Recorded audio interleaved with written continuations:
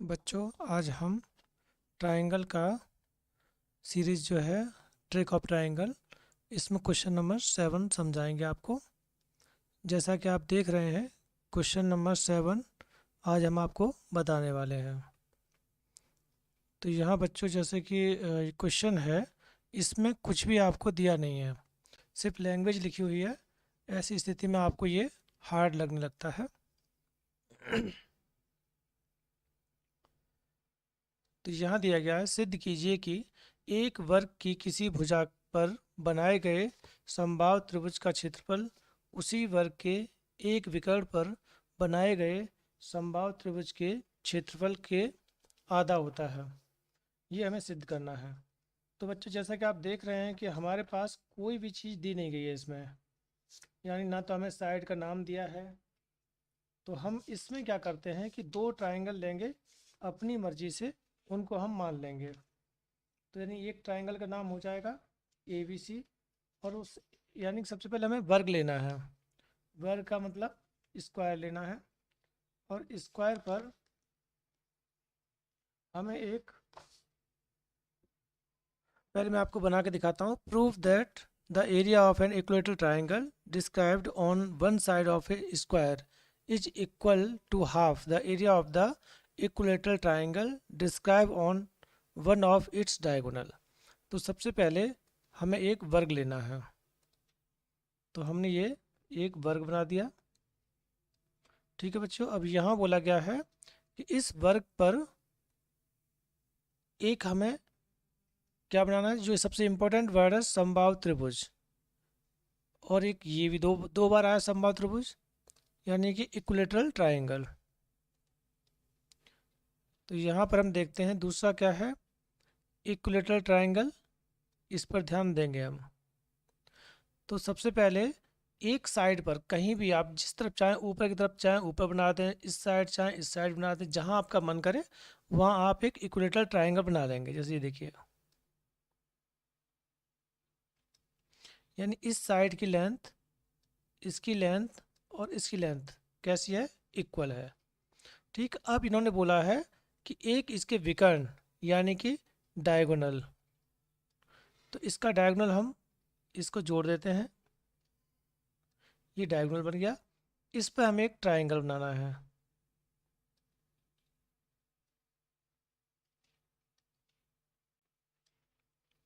जैसे कि ट्रायंगल थोड़ा सा आपको, हम इसको और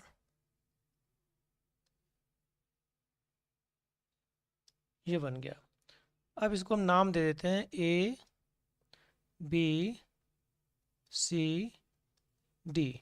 ये आपका क्या हो गया, ये स्क्वायर के हमारे वर्टेक्स हो गए, यानी कि शीर्ष हो गए। अब यहाँ पर हम एक को पी दे देते हैं, एक को क्यू दे देते हैं। अब यहाँ क्या है बच्चों, इसको मैं 3 से दिखा रहा हूँ। ये साइड आपस में कैसी होती हैं, इक्वल होती हैं। तो सबसे पहले बच्चों हमें क्या करना है, हम जानते हैं, आपको हमने स्टार्टिंग में ये चीज़ बताई हुई है कि सभी जो इक्विलेटरल ट्रायंगल होते हैं, यानी कि समबाहु त्रिभुज जो होते हैं, वो कैसे होते हैं, समरूप होते हैं। कैसे होते हैं बच्चों, वो समरूप होते हैं। तो हमें क्या करना है, सबसे पहले इसमें निकालना है हमें डायगोनल की दूरी, यानी कि विकर्ण की दूरी निकालनी है। तो विकर्ण की दूरी के लिए हम क्या करेंगे, सबसे पहले इसकी लेंथ, इसको हम ए मान लेते हैं। इसकी लेंथ क्या, ए, तो ये भी ए हो जाएगी। तो हमें निकालना है डी बी का वैल्यू। किसका निकालना है, डी बी का वैल्यू। बच्चों, मैं आपको एक चीज़ स्पष्ट कर दूं, आपको किसी भी भुजा पर एक समबाहु त्रिभुज बनाना है। चाहे ये जो हमारा ये वर्ग है, इस वर्ग की किसी भी भुजा पे बना लेंगे। आप चाहते ए सी को जोड़ देते, ए सी पर एक समबाहु त्रिभुज बना लेते। ये फिगर कैसे भी बन सकते हैं और कहीं की तरफ बना सकते हो आप। केवल हमें जो दिया गया है वो सब हमें लिख देना है। तो हम सबसे पहले लिखेंगे दिया है।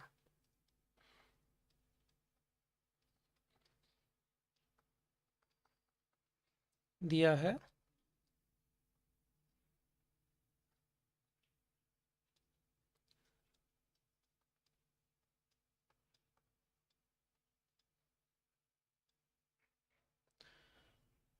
लिखेंगे वर्ग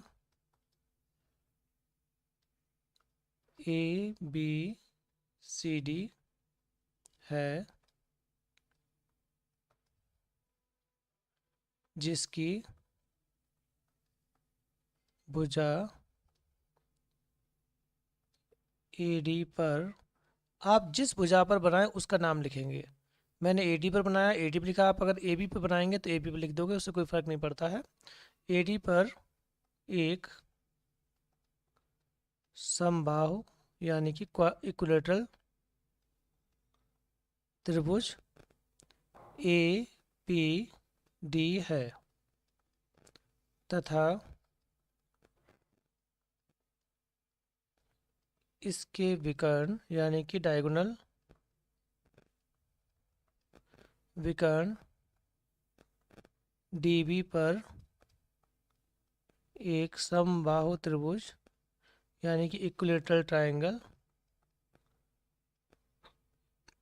डी बी क्यू है। ये लिख दिया। जब हमें नाम नहीं दिया होता तो हम अपनी मर्जी से कुछ भी नाम दे सकते हैं इसे, और हमें सिद्ध करना है।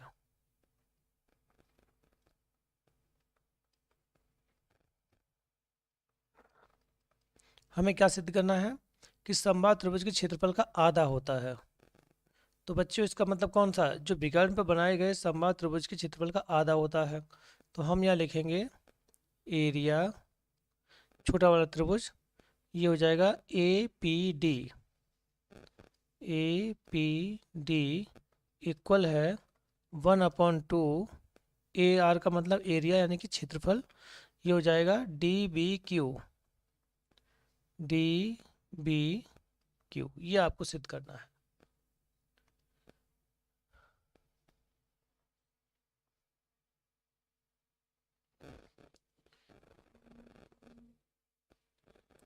तो बच्चों अब हमें यहाँ पर सबसे पहले क्या करना है, डी बी का वैल्यू निकालना है क्या है। इसकी साइड क्या है, ए है, तो हम लिखेंगे उपपत्ति लिख दें, आप प्रमाण लिख दें या हल लिख दें। तो हम लिखेंगे त्रिभुज ए बी डी में कौन सा ट्रायंगल ले रहा है, इसको मैं कलर कर देता हूँ आपको, यानी अलग कलर से दिखा देता हूँ जिस ट्रायंगल की हम बात कर रहे हैं। ये ट्रायंगल तुम्हारा है ये वाला।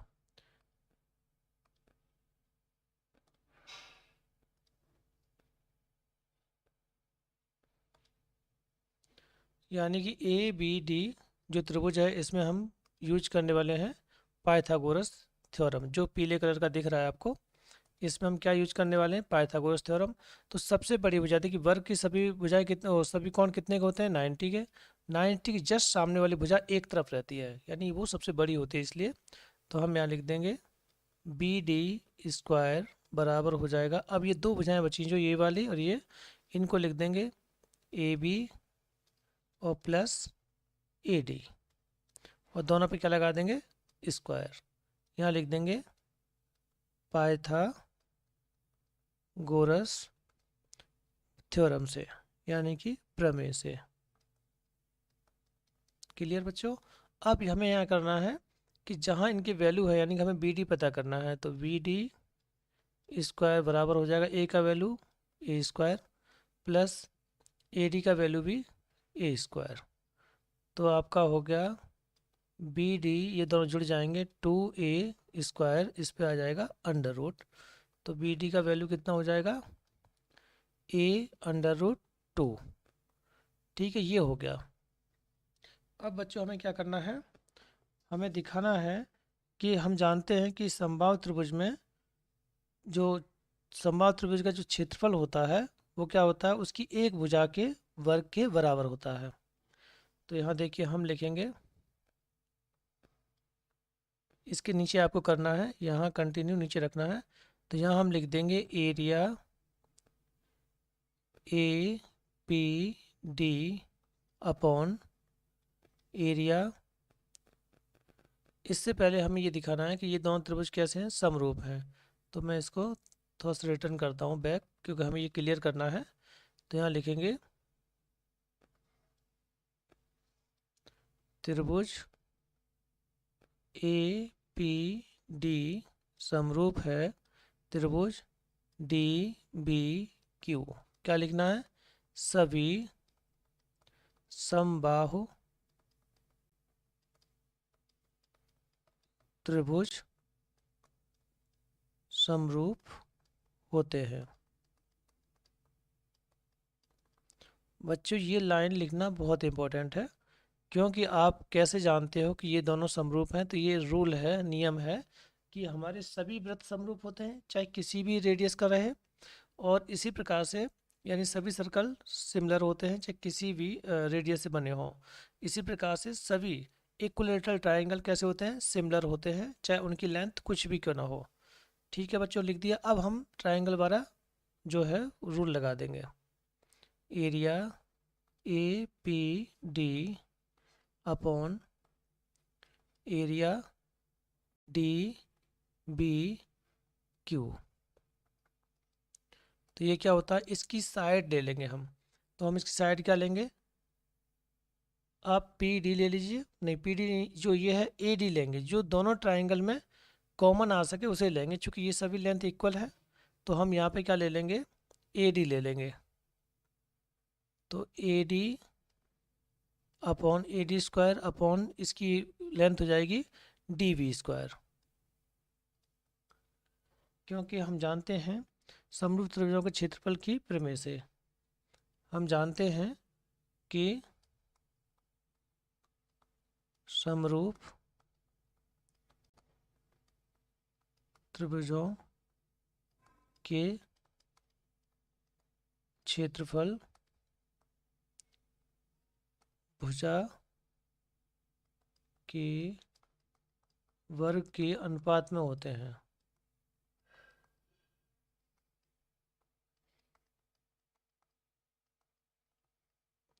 बच्चों ये बहुत इंपॉर्टेंट है लिखना आपको, हालांकि इसे आप लिखना मिसिंग कर जाएंगे तो चल जाएगा। तो अब देखिए बच्चों, ए डी का वैल्यू हमारे पास है, यानी बी डी का वैल्यू है, और ए डी का वैल्यू हमने ऑलरेडी ए लिख रखा है, तो इनका यहाँ वैल्यू पुट कर देंगे। तो ये हो जाएगा area A P D upon area D B Q. तो ये आपका ए डी का वैल्यू हो जाएगा ए स्क्वायर, और यहाँ हो जाएगा आपका √2 ए, और इस पर क्या हो जाएगा? स्क्वायर। तो इस प्रकार से ये आगे सॉल्व हो जाएगा ए स्क्वायर अपॉन 2 ए स्क्वायर। ए स्क्वायर से ए स्क्वायर कैंसिल हो जाएगा एक बार। तो ये आपका आ गया क्या? 1/2। इसके नीचे आपको लिखना है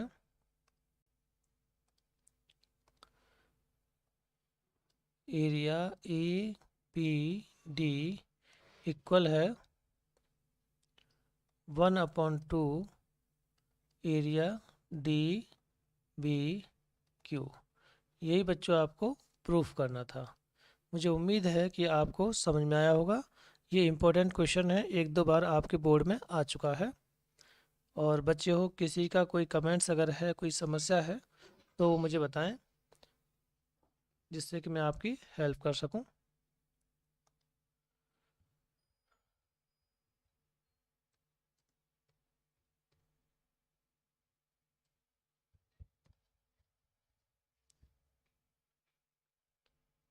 चलो बच्चों, अब हम नेक्स्ट क्वेश्चन करने वाले हैं।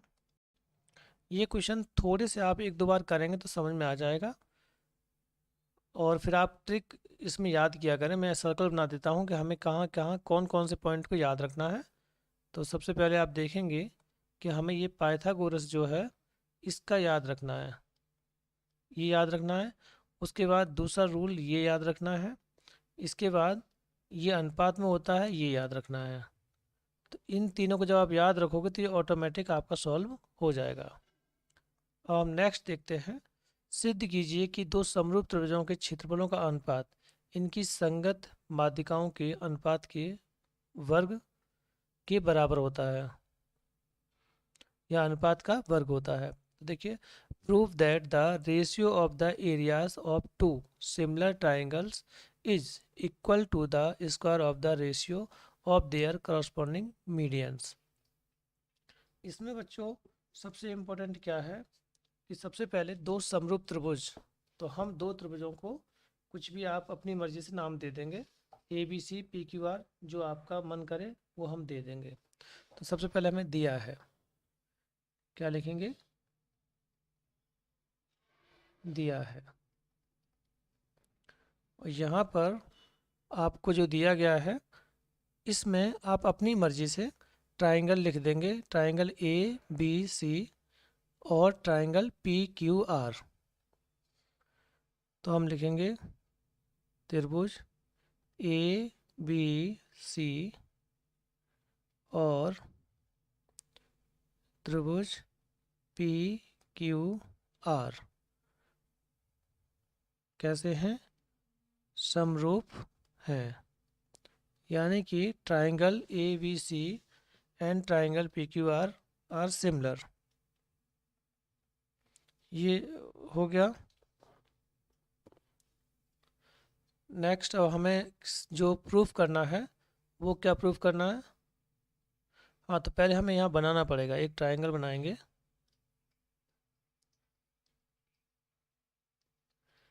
ए बी सी, दूसरा ट्राइंगल हम बनाएंगे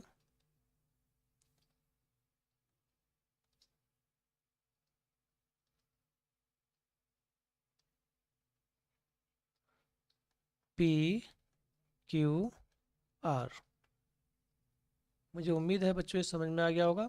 अब देखिए इसमें जो इम्पोर्टेंट वर्ड आए हैं, एक तो आया है मीडियन यानी कि माध्यिकाएं, और इसमें है मीडियन। आपको मीडियन के बारे में अगर नहीं पता है तो ये क्वेश्चन नहीं हो पाएगा। मीडियन का मतलब होता है किसी भी एक वर्टेक्स से यानी कि शीर्ष से सामने वाली भुजा पे वो रेखा, उसको मीडियन कहते हैं, जो सामने वाली लाइन को दो इक्वल पार्ट में डिवाइड कर देती है। तो यानी कि ये आप हो गई मीडियन, और इस मीडियन को आप नाम दे दें, ये डी पॉइंट यानी ए डी मीडियन है। ऐसे ही इस ट्राइंगल में मीडियन हो जाएगी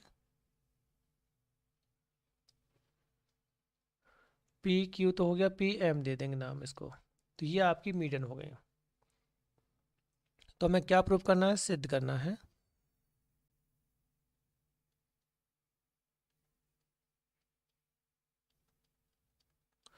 कि इनका area A B C ratio area P Q R. चलिए इसको मैं नीचे लिख देता हूँ तो आपको सही समझ में आएगा, यानी कि अपॉन पी क्यू आर। अब इसमें क्या प्रूव करना बच्चों, हम ये जानते हैं कि इनकी सभी भुजाएं जो होती हैं इनके अनुपात के वर्ग के बराबर होता है एरिया। लेकिन ये प्रूफ क्या करना चाह रहा है, मीडियन। मीडियन बोलते हैं जो मिडिल में जाके मिल रही हो सामने वाली लाइन पर, ए डी, और ये हो जाएगा पी एम। और यहाँ क्या लगा देंगे हम, स्क्वायर, और अलग स्क्वायर लगा दें या कॉमन स्क्वायर लगा दें, ये हमें सिद्ध करना है। तो बच्चों मुझे उम्मीद है कि यहाँ तक आपको समझ में आ गया होगा। तो सबसे पहले हमें क्या दिया गया है कि ये आपका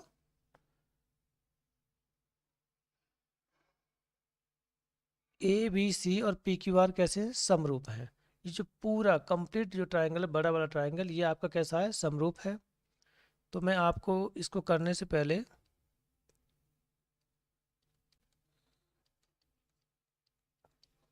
समझाऊंगा कि सबसे पहले जो दिया है ये समरूप है, इनका यूज करके इनकी जो प्रॉपर्टी है उसको हम लिखेंगे, क्या क्या चीज़ है इनकी उसके बारे में हम यहाँ पर लिखेंगे। तो सबसे पहले लिखेंगे triangle A B C similar है ट्रायंगल पी क्यू आर, यानी कि समरूपता का निशान लगा दिया हमने। अब इसमें क्या होता है बच्चों, जब दो ट्रायंगल सिमिलर है तो उनके कोण तो बराबर हैं। तो यानी कि ए किसके बराबर होगा, एंगल ए बराबर है एंगल पी। बच्चों मैंने आपको लिखने के बाद ये निशान जो है यहाँ और लगाता था मैं, तो सिर्फ दो ही एंगल लेता था। लेकिन यहाँ पर मैं तीनों एंगल लिखूंगा क्योंकि ऑलरेडी दिया हुआ है आपका, समरूप दिया हुआ है, इसलिए कोण बी बराबर है कोण Q, कोण C बराबर है कोण R। ये तो हो गए आपके एंगल। अब एंगल के साथ साथ भुजा भी कैसी होती हैं, अनुपात में होती हैं, बराबर नहीं होती है। इन चीज़ को आप हमेशा से याद रखेंगे कि भुजाएं बराबर नहीं होती हैं, कोण बराबर होते हैं। तो यहाँ लिखेंगे दिया है, ये समरूप है, ऐसा दिया गया है। अब आपके कोण तो बराबर हो गए, और अब हमको क्या है, भुजा भी कैसी रहेंगी, अनुपात में रहेंगी।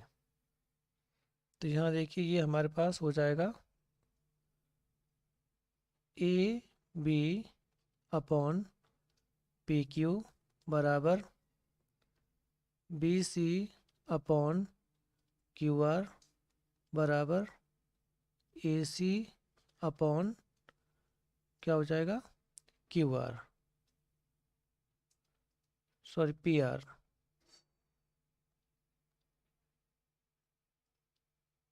P R.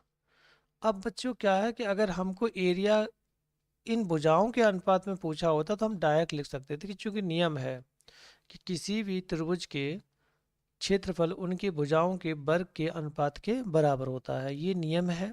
लेकिन ये माध्यिका वाला हमें सिद्ध करना है। ये देखिए, इसको सिद्ध करने के लिए क्या करना पड़ेगा, मैं आपको कलर चेंज करके देता हूँ। ये जो पीला वाला ट्राइंगल है और पिंक वाला ट्राइंगल है, इन दोनों को हमें समरूप दिखाना पड़ेगा। कैसे दिखाना पड़ेगा, समरूप। तो यानी कि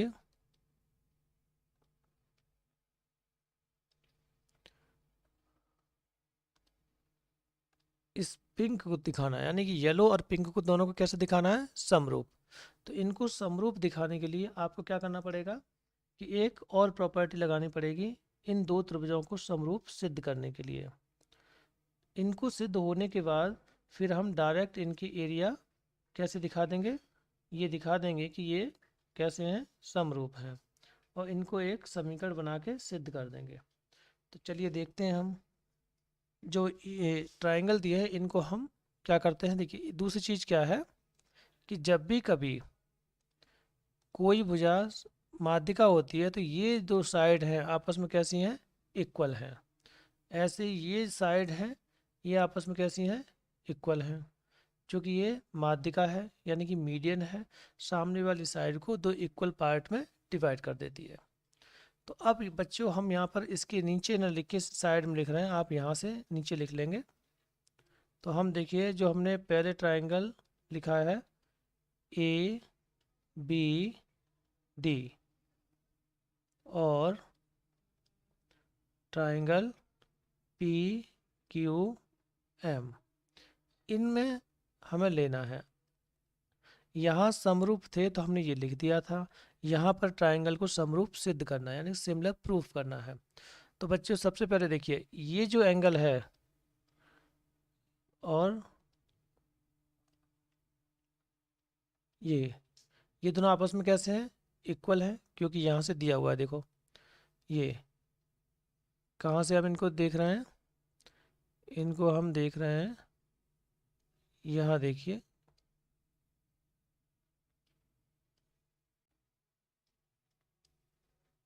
ये मैंने बॉक्स बना दिया, इसमें दिया है बी और क्यू कैसे हैं, बराबर हैं। तो हमें एक एंगल तो मिल गया। चलिए हमने लिख दिया angle B equal angle Q. इसको आप फर्स्ट डाल दें, इसे सेकंड डाल दें, इसे थर्ड डाल दें और इसे फोर्थ डाल दें। ये सब इक्वेशन है। आप इक्वेशन लिखने के लिए कितने भी नंबर डाल सकते हैं और कितने भी नंबर का यूज कर सकते हैं। अब देखिए बच्चों, इसमें रूल क्या होता है कि जो एंगल बना हुआ है जिसको आपने इक्वल दिखाया ना, ये बी वाला, इस इक्वल वाले ट्रायंगल को आपको अगर एक ही एंगल यूज हो रहा है तो इस एंगल को बनाने वाली दोनों साइड तुम्हारे पास होनी चाहिए। यानी ये वाली साइड, ये साइड इसके इक्वल है, और ये वाली जो साइड है ये हमारे पास पूरा तो अनुपात में है, तो हम इन्हीं को पार्ट को यूज करेंगे। क्या करेंगे, A B upon P Q बराबर, अब नीचे वाली साइड देखिए बी सी वाली हमें यूज करनी है, B C upon Q R. ये हो गया, ये समीकरण किससे हो गया, यानी इक्वेशन सेकंड से। हमने ऐसा क्यों लिखा है, चूँकि हमें इजीली रिप्रेजेंट करने के लिए आसानी रहती है, दिखाने के लिए कि हमने 2 से ले लिया ऐसे, और ये हमने कहाँ से ले लिया, 4 से। लेकिन बच्चे हो, ये जो बीसी साइड है इस ट्राइंगल के अंदर नहीं है, देखो अब ध्यान से देखिए, ये इस ट्राइंगल के अंदर नहीं, बाहर निकल गई साइड, तुम्हारी येलो ट्राइंगल तो यहीं रह गया, लेकिन बीसी क्या है, पार हो गई। तो हम केवल बीडी तक ही यूज कर सकते हैं, लेकिन हमने ये 2 साइन इसलिए लगाए थे, दोनों कैसे हैं, इक्वल हैं। तो चलिए इसे चेंज करते हैं, देखिए A B upon P Q equal क्या हो जाएगा, 2BD अपॉन 2QM, क्योंकि माध्यिका रेखा को क्या करती है, बाइसेक्ट करती है, यानी कि समद्विभाजित करती है।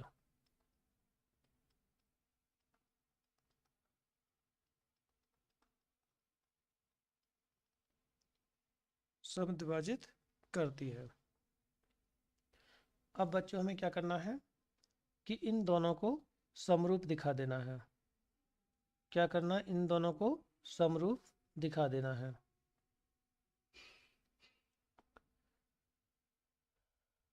तो चलिए बच्चों ये हो गया। अब 2 से 2 कैंसिल हो जाएगा,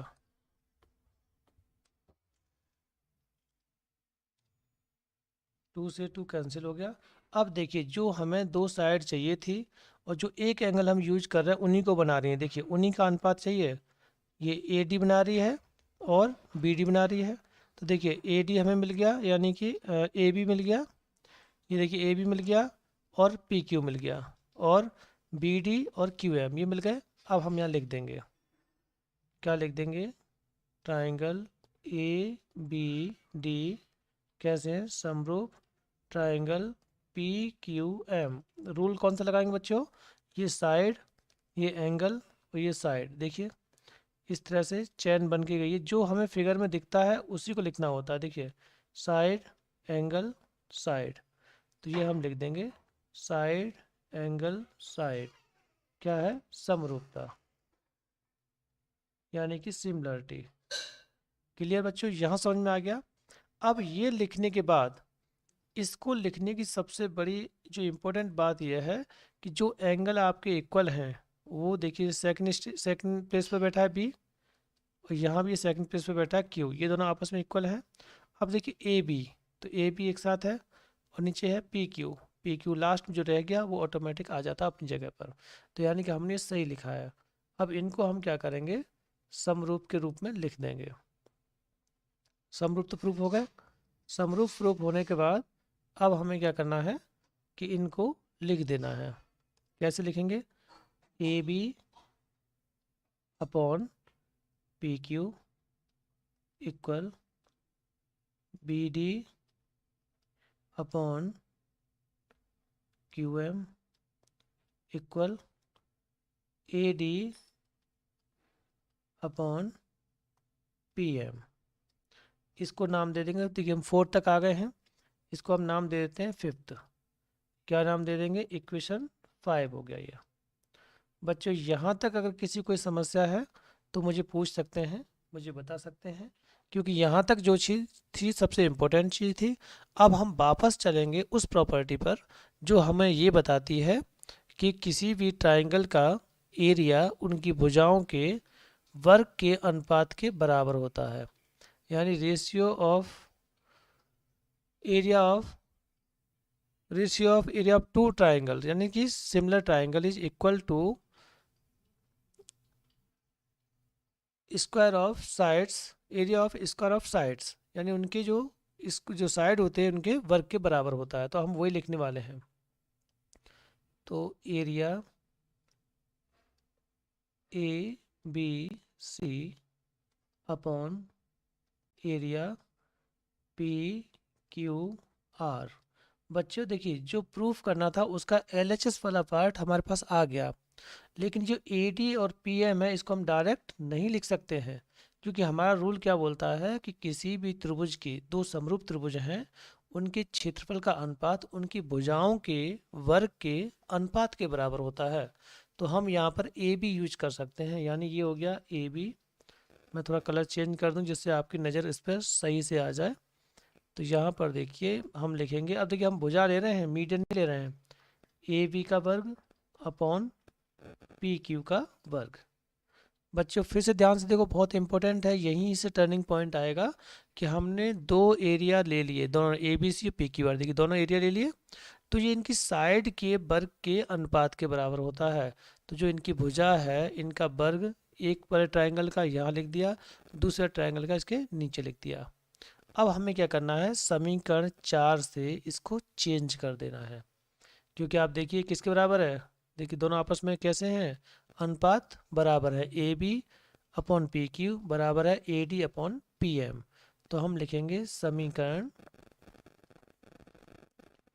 5 से, ये आप चाहें बीच में लिख दें या फिर डायरेक्ट चेंज करके इसमें साइड में लिखें, वैसे लिख दें, इनसे कोई फ़र्क नहीं पड़ता है। कोई भी आपके टीचर हैं वो सिर्फ ये जानने की कोशिश करते हैं कि बच्चे को ज्ञान कितना है। तो ये देखिए आप लिखेंगे area A B C upon area P Q R बराबर क्या हो जाएगा, A D square upon P M square. तो बच्चों मुझे उम्मीद है कि आपको ये क्वेश्चन ठीक से समझ में आ गया होगा। अगर आपको कोई कहीं डाउट है तो आप मुझे पूछ सकते हैं। अब मैं इसको बॉक्स में बंद कर देता हूँ, जिससे आपको स्पष्ट दिखाई दे कि हमने ये प्रूफ कर लिया है। मैं आपके कमेंट्स देख लेता हूँ, शायद किसी बच्चे ने कोई कमेंट्स किया हो, कहीं कोई समस्या है तो आप मुझे लिख सकते हैं। जहाँ भी आपको समस्या आती है आप इसमें जाके लिखते हैं। चलिए बच्चों, अब मैं देखता हूँ नेक्स्ट क्वेश्चन। आप किसी के बारे में कभी भी लिख दें या फिर लाइव वीडियो में जाके, जब आप वीडियो में जाते हैं, मेरे चैनल पर विजिट करते हैं, उसमें एक ऑप्शन होता है लाइव, ऊपर लाइव को जब आप क्लिक करेंगे तो उसको देखकर आपको जो वीडियो देखना है उसमें कमेंट्स में कमेंट्स कर सकते हैं, जिसको मैं आपको बाद में समझा सकता हूँ। चलिए बच्चों, क्वेश्चन नंबर 5। ये सभी क्वेश्चन इम्पोर्टेंट हैं जिन्हें हमें समझना है। और बच्चों कल जैसे कि आप जानते हो कि मेरे पास थोड़ा सा समय कम रहता है, इसलिए मुझे ये जो वीडियो का थंबनेल वगैरह सेट करने में टाइम लग जाता है, क्वेश्चन वोश्चन कलेक्ट करने में, इसलिए इतनी देर लगती है आपको ऑनलाइन आने में। अभी मैं इम्पोर्टेंट क्वेश्चन की सीरीज और स्टार्ट करने वाला हूँ, जो 8 बजे से स्टार्ट करूँगा, आपको लाइव पढ़ाऊँगा अभी और उसके साथ बताऊँगा भी। एक त्रिभुज ए बी सी की भुजाओं ए बी बी सी और सी ए के मध्य बिंदु क्रम से डी ई और एफ हैं। तो डी ई एफ और त्रिभुज ए बी सी का क्षेत्रफल का अनुपात ज्ञात कीजिए।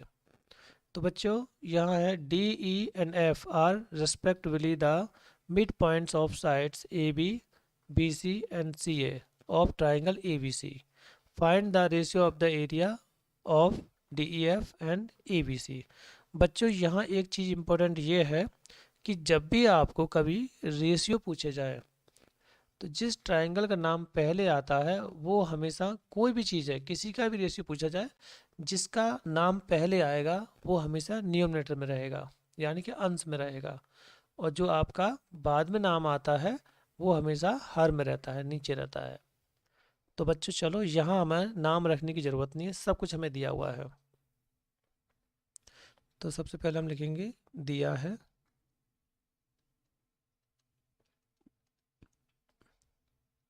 यानी कि एक त्रिभुज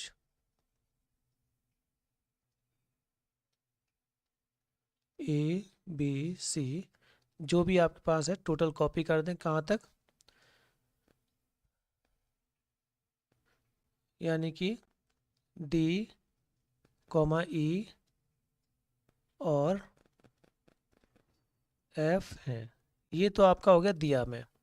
अब उसने लिखा है ज्ञात कीजिए, तो आप हेडिंग डाल दीजिए फाइंड आउट, यानी कि ज्ञात कीजिए। क्या ज्ञात करना है आपको, कि इनके क्षेत्रफल का अनुपात ज्ञात करना है। तो देखिए पहले नाम किसका, area A A sorry D E F ratio area A B C, ये हमें ज्ञात करना है। तो बच्चों अब हम क्या करेंगे कि इन दोनों त्रिभुजों को बना देंगे। एक त्रिभुज आपका बड़ा त्रिभुज है जिसका नाम है ए बी सी। तो देखिए हमने एक बड़ा त्रिभुज बनाया,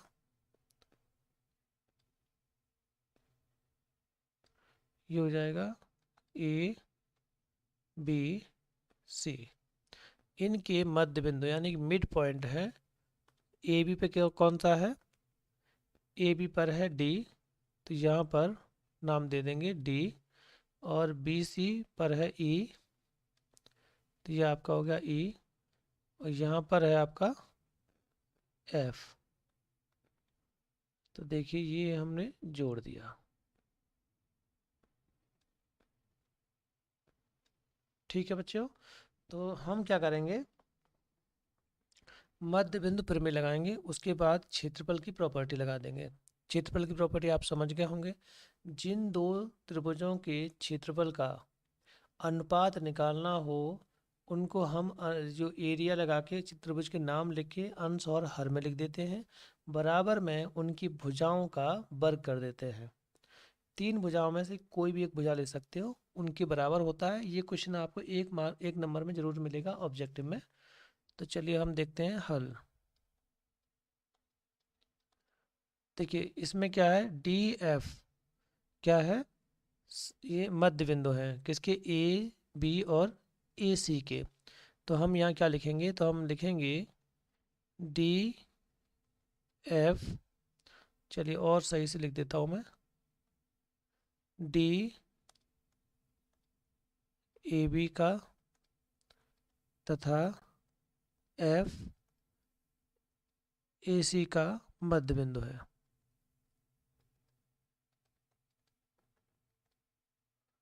तो बच्चों अगर त्रिभुज में दो मध्य बिंदु हों, उनको मिलाने वाली रेखा, जैसे ये जो रेखा है मिलाने वाली रेखा क्या होती है, जो तीसरी भुजा बच गई जिसको उसने काटा नहीं है उसके समांतर होती है और उस लंबाई का आधा होती है। तो हम लिखेंगे, तो डी एफ समांतर होगी बी सी, तथा जो डी एफ की लंबाई है ये कैसी होगी, 1/2 बी सी होगी। ये इक्वेशन फर्स्ट डाल देते हैं हम, नाम फर्स्ट दे दिया हमने। तो ये हो गया क्लियर बच्चों। अब देखिए दूसरा, तीनों भुजाओं के लिए हम लेंगे। देखिए अब इसको करना चाहते हैं, इस वाली भुजा को हम प्रूफ करना चाहते हैं, तो यहाँ लिख देंगे ई बी सी का तथा एफ ए सी का मध्य बिंदु है।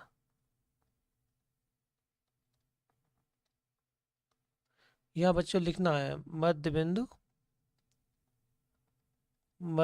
प्रमेय से, यानी मिड पॉइंट थ्योरम से।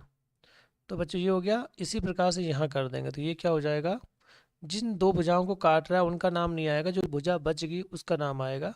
तो ये हो जाएगा ए बी, इसको इसने नहीं काट पाया, तो ए बी समांतर है ई एफ, तथा जो ई एफ की लंबाई है वो कैसी है, 1/2, जिसका नाम आया इसमें ए बी, तो ए बी हो जाएगा। ये हो गया इक्वेशन सेकेंड। अब इसी प्रकार से बच गया आपका क्या, डी यानी कि ए बी का मध्य बिंदु है तथा ई बी सी का मध्य बिंदु है। ठीक है ना।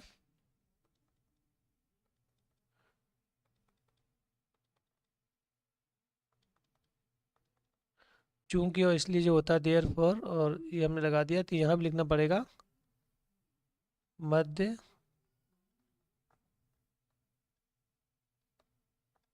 प्रमेय से।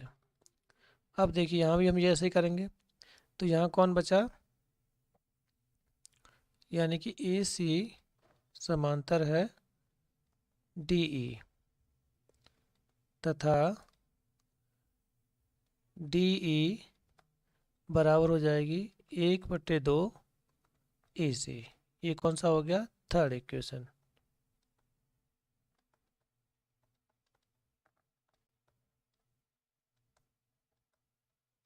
बच्चों मैंने आपको बताया था कि जब दो त्रिभुजों के एरिया दिए गए हों, उनकी भुजाओं का अनुपात ज्ञात करना हो, तो हम क्या करते हैं, दोनों त्रिभुजों की एरिया लिख देते हैं बराबर में, दो भुजाएं लिख देते हैं, उन पर वर्ग लगा देते हैं।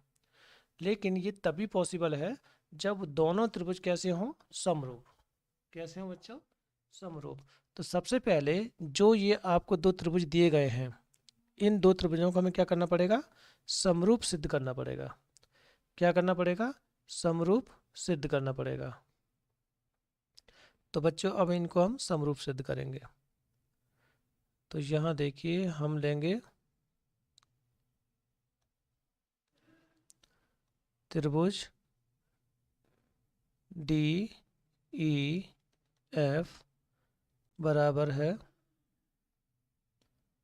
सॉरी, और हमें कंपेरिजन करनी है, तो इसके लिए दूसरा त्रिभुज लेंगे ABC। तो बच्चों DEF की जो साइड में देते हैं, देखो DF आ गया, तो हम यहाँ लिखेंगे DF अपॉन क्या आ जाएगा? BC। इसके नीचे पहुंच जाएगा BC। ठीक है, बराबर EF अपॉन ये इसके नीचे आ जाएगा AB बराबर ये हो जाएगा DE अपॉन AC। ये सब किसके बराबर है? 1/2 के। यहाँ लिख दोगे समीकरण 1, 2 और 3 से।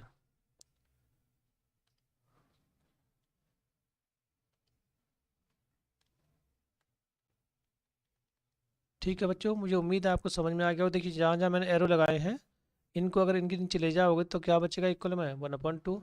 और सभी कैसे हैं? अनुपात समान है। तो इसका मतलब ये हो जाएगा ट्राइंगल DEF समरूप है ट्राइंगल ABC। बच्चों यहाँ मैंने अभी एंगलों का ध्यान इसलिए नहीं रखा है क्योंकि मुझे इन्होंने अनुपात सिद्ध करने को नहीं बोला है, क्षेत्रफल बोला है, तो मैंने डायरेक्ट लिख दिए हैं। आपको ये मैंने बताने की कोशिश नहीं की है कि कौन से अल्फ़ाबेट के सामने कौन सा अल्फ़ाबेट आएगा। ये जब एंगल होते तो हम ध्यान रखते हैं, वैसे साइड से भी रख सकते हैं DF, और DF लास्ट लास्ट में है तो BC भी क्या होना चाहिए? लास्ट लास्ट में होना चाहिए। तो अगर आप BC को A को बीच में कर दें तो भी कोई फ़र्क नहीं पड़ेगा, क्योंकि हमें यहाँ पर रेशियो नहीं प्रूव करना है। फिर से ध्यान दें बच्चों, अगर हमें साइडों के रेशियो करने होते तो हमें इसका विशेष ध्यान रखना होता। तो बच्चों देखिए B और C, लास्ट में कौन आ गया? A। तो यहाँ लिखेंगे साइड साइड साइड क्या है? समरूपता। ये हो गए समरूप। अब हम क्या करेंगे कि जो हमारी थ्योरी है उसको लगा देंगे कि वो कैसे होने चाहिए? समरूप होने चाहिए। तो हम समरूप हमें मिल गए। अब इसके नीचे हम यहाँ करने वाले हैं, तो लिखेंगे area DEF upon area ABC। ये हमें क्या करना है? प्रूफ करना है। तो हम इनको लिखने वाले हैं, इस तरह से लिखने वाले हैं। तो यहाँ देखिए DEF, तो ये आपने लिखा है DF अपॉन BC, यही साइड आ जाएगी, तो हम यहाँ लिख देंगे DF अपॉन BC। इनका क्या हो जाएगा? स्क्वायर। ठीक है ना? यहाँ आप लिख सकते हैं क्षेत्रफल के नियम से, क्योंकि वो लाइन में पिछले क्वेश्चन में लिखाई थी उस तरह की आपको पूरी लाइन लिखनी है। अगर ये क्वेश्चन में आ जाता है तो आपको इसे पूरी लाइन लिखनी है।